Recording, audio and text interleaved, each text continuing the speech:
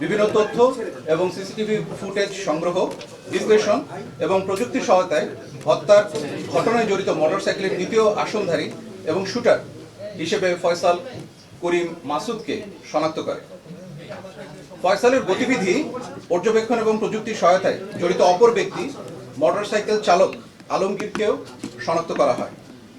ঘটনাস্থলে CCTV footage পর্যালোচনা করে হত্যায় ব্যবহৃত মোটরসাইকেলটির সম্ভাব্য নাম্বার প্লেট ঢাকা মেট্রো ল 54 63 75, যার মালিক মোহাম্মদ আব্দুল হান্নানকে মোহাম্মদপুর থেকে গ্রেফতার করা হয়।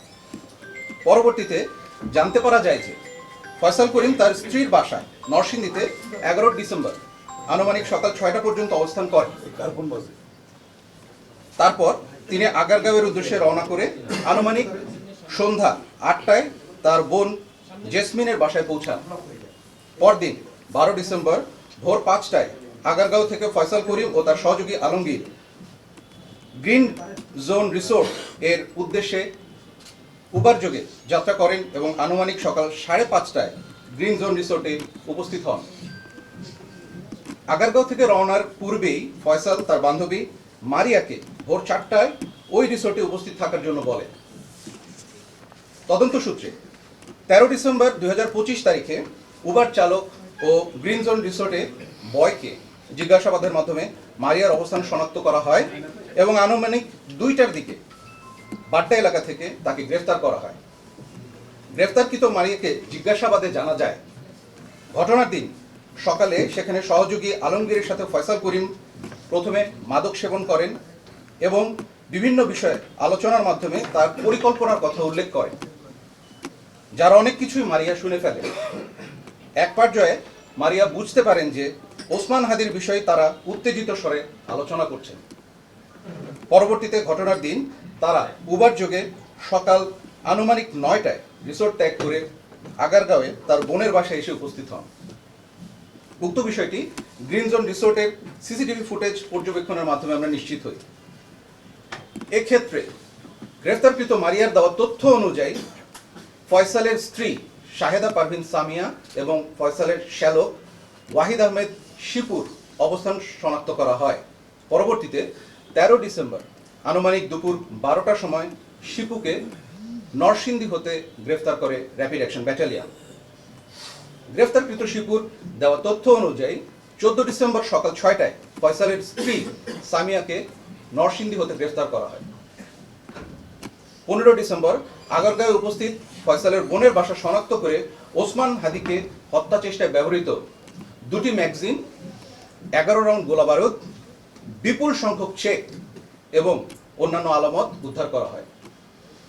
সিসিটিভি ফুটেজ বিশ্লেষণ এবং প্রযুক্তির মাধ্যমে মোহাম্মদ কবিরকে ফয়সালের সাথে ইনকিলাব কালচার সেন্টারে উপস্থিতের বিষয়টি নিশ্চিত করা হয় এবং পরবর্তীতে তাকে 15 ডিসেম্বর দুপুর 1টায় ফতুল্লা থেকে গ্রেফতার করা হয়।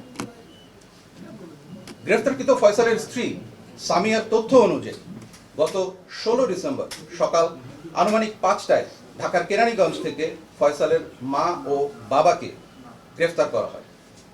ফয়সালের মা ও বাবার কাছ থেকে প্রাপ্ত তথ্যের ভিত্তিতে ফয়সালের শ্যালক শিপুকে জিজ্ঞাসাবাদের মাধ্যমে শিপুর বন্ধু মোহাম্মদ ফয়সালকে গ্রেফতার করা হয়।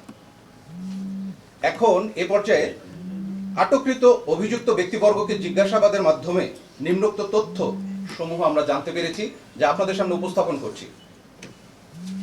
ওসমান হাদিকে হত্যা চেষ্টার পর ফয়সাল ও আলমগীর পুনরায় আগারগাঁওয়ে যায় এবং হত্যা চেষ্টায় ব্যবহৃত পিস্তল ও গোলাবারুদ লুকানোর পরিকল্পনা করে। অস্ত্রের ব্যাগটি সে তার বাবাকে দিয়ে তার শ্যালক শিপুর নিকট হস্তান্তর করতে বলে এবং সিএনজি যোগে সাভারের উদ্দেশ্যে রওনা দেয়।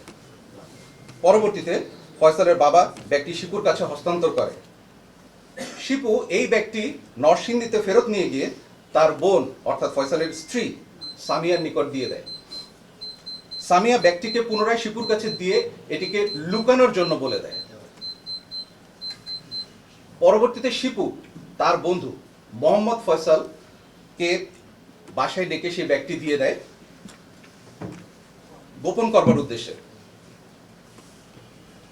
মোহাম্মদ ফয়সাল তার বাসায় ব্যাগটি রাখার পর সোশ্যাল মিডিয়ায় দেশের সার্বিক পরিস্থিতি দেখে ভীত হয়ে পার্শ্ববর্তী তরুয়ার বিলে অস্ত্র এবং গোলাবারুদ সহ ব্যাগটি ফেলে দেয়।